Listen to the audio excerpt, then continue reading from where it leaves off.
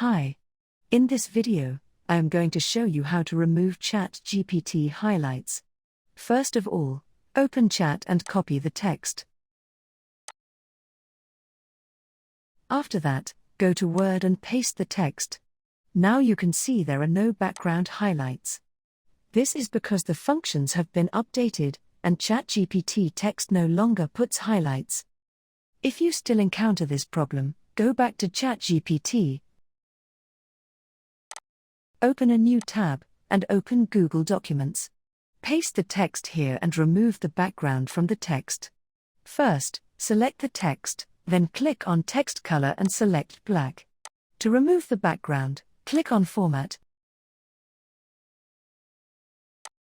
then Paragraphs, then Borders and Shading. Here, under Background Color, go to the upper side of that pop-up and click on None, and all the backgrounds will be removed. That's how to remove Chatgpt highlights. If you want to learn more about this, please comment in the comments section. If you found this video helpful, please like it, and don't forget to subscribe to this channel.